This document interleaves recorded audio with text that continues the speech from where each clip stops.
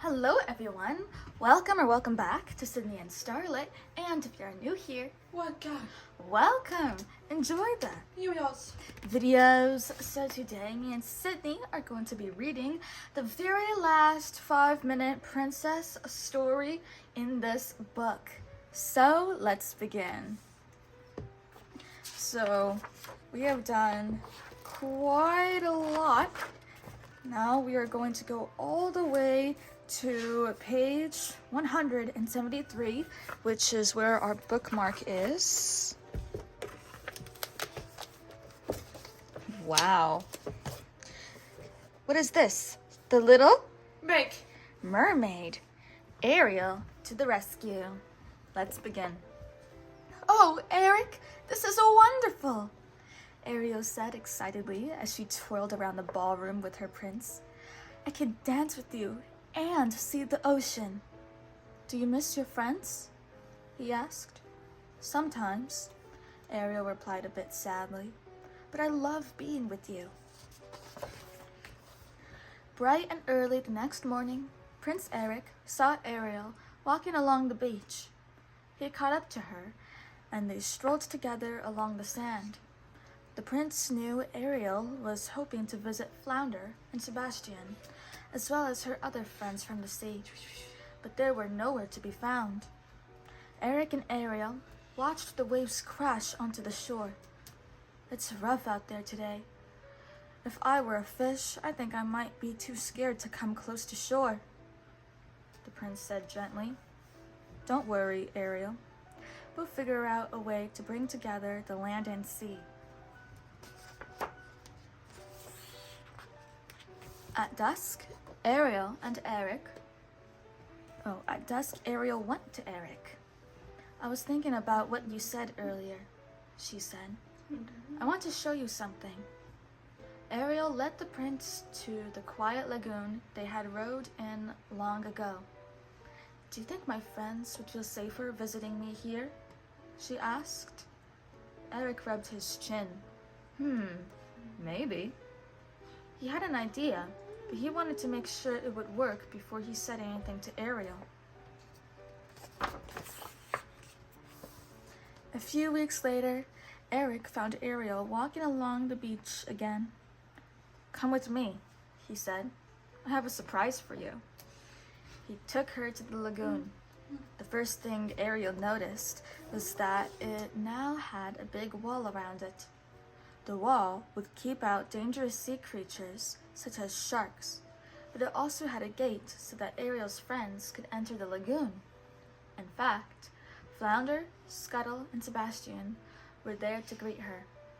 Isn't this a great idea? Scuttle asked. I helped, you know. Ariel was thrilled. Oh, Eric, I love it! Ariel was so excited that she waded into the water to greet her friends. Then she saw something in the lagoon. Look! She exclaimed. As they watched, a small dolphin leaped out of the water. He's just a baby. I wonder where his mother is, Flounder said. He swam across the lagoon, but the baby dolphin raced away. Poor little guy, Flounder said. He seems scared of me.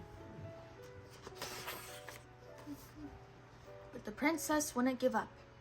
Soon she had coaxed the baby to swim over to her. I wish there was something more we can do, Ariel said. I bet his mother is on the other side of that wall. Don't worry, Flounder said. We'll find her. But a few days later, Sebastian and Flounder still hadn't found her. This is terrible, Sebastian said. We have looked everywhere under the sea, but cannot find the baby's mother. What should we do?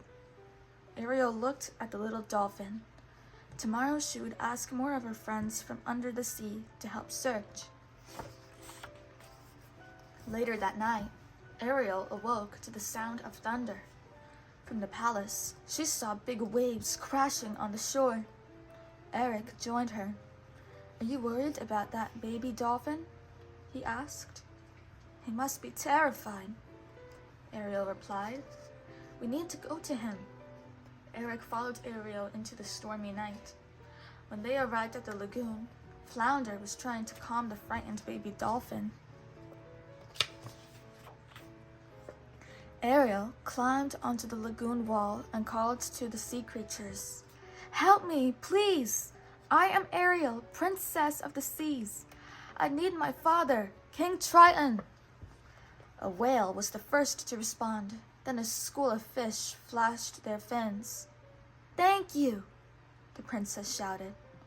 Below the surface, sea creatures raced to find King Triton. Ariel returned to Eric. "I know my father will be able to help," she told him.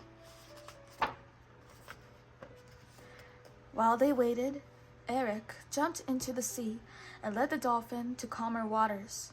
Suddenly, there was a flash of light. King Triton had arrived. Soon, the storm quieted down. The baby dolphin's mother was at the lagoon gate, frantically trying to get in. "Oh dear," Ariel exclaimed. "The gate won't open. She can't get in." Eric looked at King Triton. "Do you mind?" "Not at all," he replied. "Swim back, everyone." He raised his Triton and blasted down the wall. The dolphins swam to each other. Then the baby went to Triton to thank him. That night, the moon rose, but there was no royal ball at the palace. Instead, Eric and Ariel returned to the lagoon. The baby dolphin and his mother swam up and playfully splashed the prince and princess. "I think that means we're forgiven," Ariel said with a laugh. She was glad that all of her friends were gathered together for a quiet evening, including her new dolphin pals. The end. That was such a pretty story, Sydney. We have finished this entire book full of princess stories. I love that. So that is it for today, everyone. I really hope you all enjoyed it, and we'll see you all next time. Bye-bye. Bye-bye. Get your favorite page. I love the colors in today's book. I love the way the artwork was, whoever drew all that.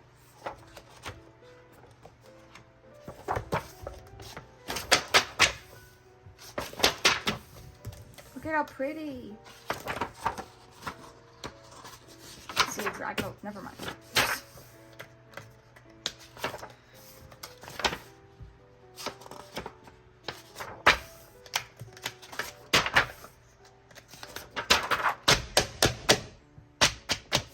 Who's your favorite character?